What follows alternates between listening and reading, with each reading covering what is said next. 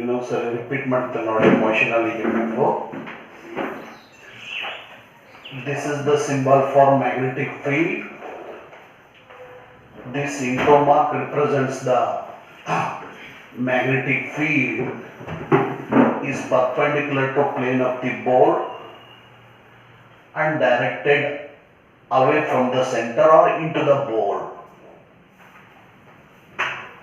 So this Nm is the conductor. Length of this conductor is denoted by L. When this conductor Mn moves perpendicular to the direction of magnetic field with the velocity v, it cuts the magnetic field lines continuously, so that the magnetic flux linked with the conductor is changed.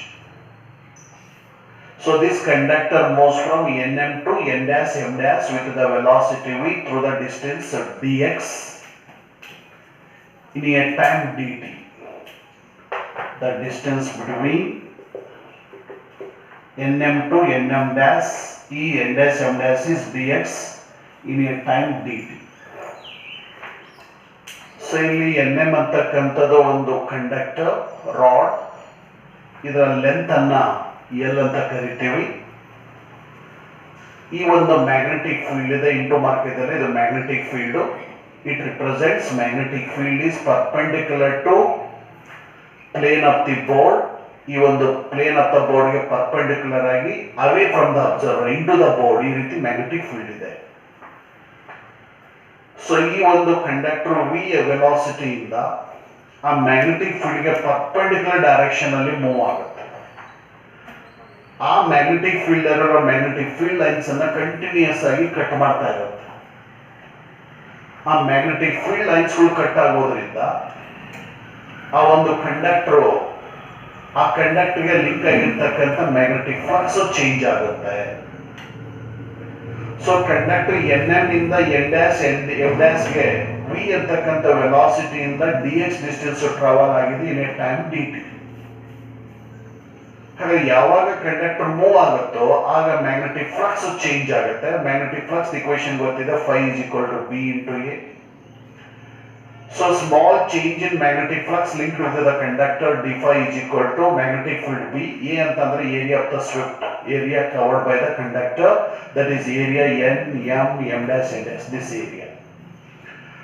So ಈ ಒಂದು area rectangular shape ಅಲ್ಲಿ ಇದೆ. Area of the rectangle is length into breadth.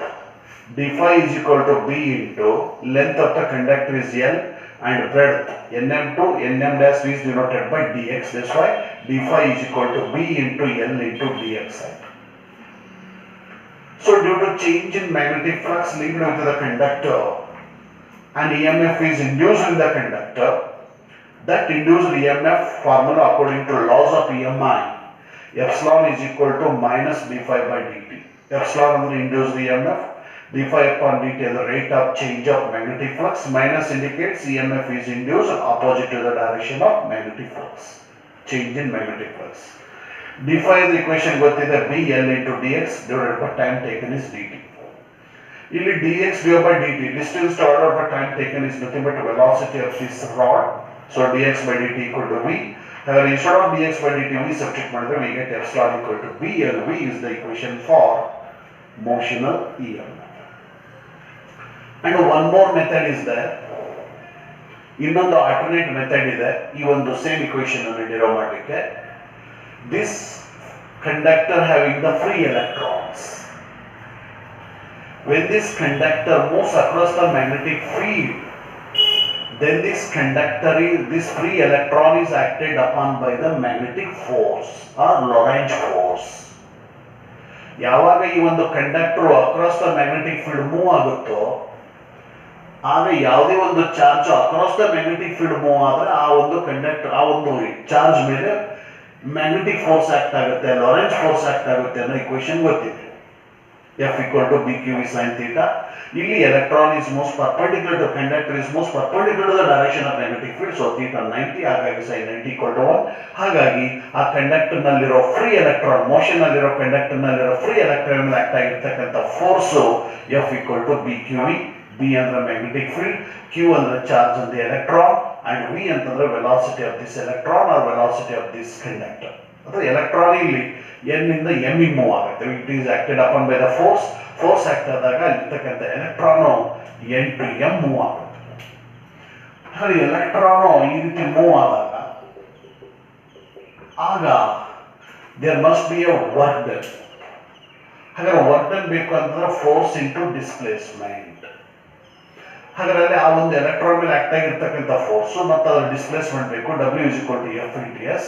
ಹಾಗಾದ್ರೆ W is equal to force is BQV, displacement is nothing but length of the conductor M.